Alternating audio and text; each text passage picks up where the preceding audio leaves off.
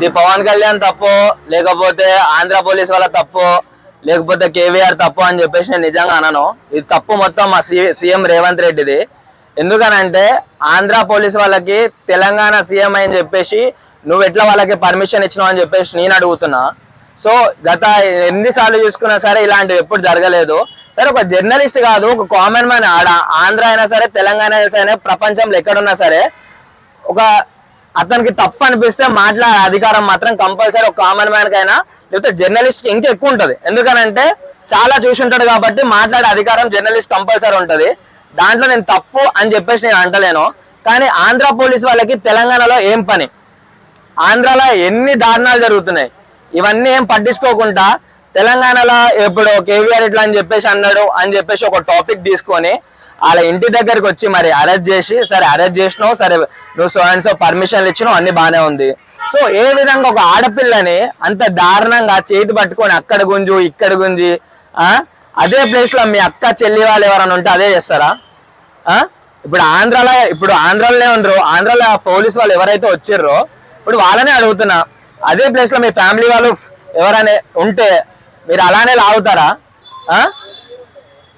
ఇదంతా చూసి సీఎం రేవంత్ రెడ్డికి ఇంతనన్నా సిగ్గుందని చెప్పేసి నేను అడుగుతున్నా. దీనిపైన మళ్ళా ఏమంటారు మాట్లాడనీక రాదు, ఏం రాదు. పర్మిషన్లు ఇస్తావు, దేనికి ఇస్తావు?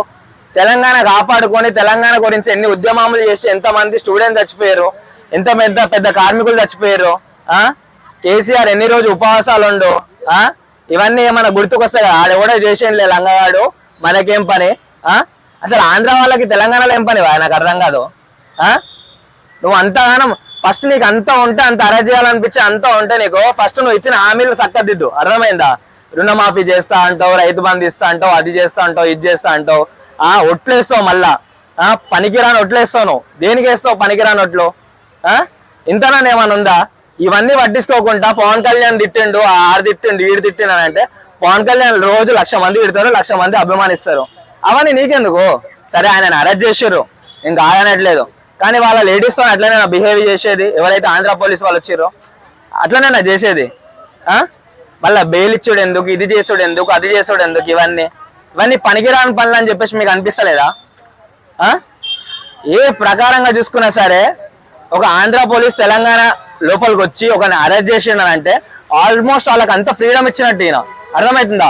ఇప్పుడు కేవీఆర్ ఒక్క విషయంలోనే కాదు, రేపన్నాడు ఏ విషయంలో అయినా సరే ఏమైనా సరే డైరెక్ట్ వచ్చి పట్టుకుంటారు. ఏమనంటే పర్మిషన్లోనే అవన్నీ ఇవన్నీ అని చెప్పేసి. అంత పెద్ద జర్నలిస్ట్ నువ్వు పట్టుకొని పోయినావు అంటే ఇంకా మిగతా కామన్ మ్యాన్ పరిస్థితి ఏంది? ఈరోజు నేనే మైక్ లో మాట్లాడుతున్నా, రేపన్నా నా దగ్గర రా, నా లాంటి వాళ్ళు ఎంతో మంది దగ్గర రారనేది. తెలంగాణ పోలీసులు ఏం చేస్తున్నారు అన్న? తెలంగాణ పోలీసు తిని దర్జాగా వండుకుంటారు. నాకు అదే అనిపిస్తుంది. మరి అంతమంది ఆంధ్ర పోలీసులు వస్తే ఒక తెలంగాణ పోలీసు అని 2-3 తెలంగాణ పోలీసులు వచ్చి సో అండ్ సో ఇది జరిగింది అది జరిగింది అని చెప్పేసి ఇంత మాట్లాడనీక రాదా? ఏం తప్పు?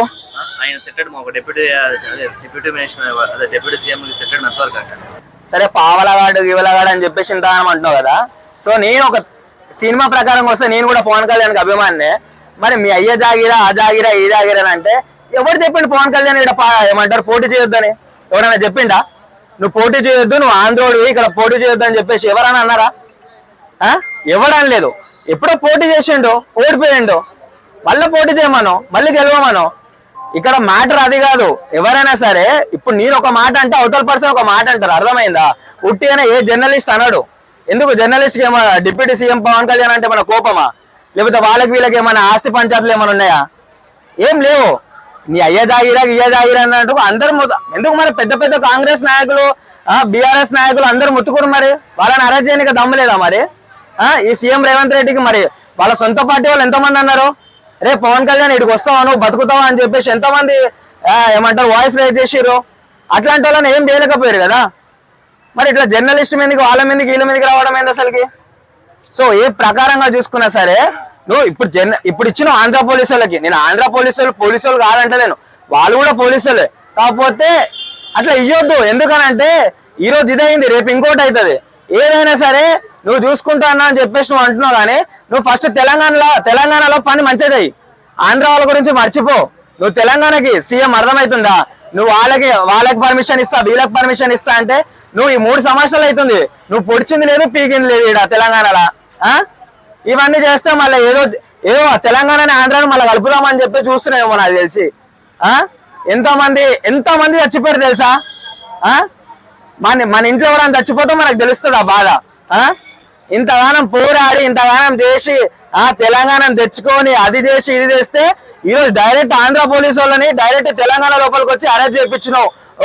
ఏమంటారు, నువ్వు అంటావు కదా తెలంగాణలో ఏ ఆడబిడ్డ అయినా సరే నా ఇంట్లో ఆడబిడ్డ లాగానే అని చెప్పేసి నువ్వు అంటావు కదా.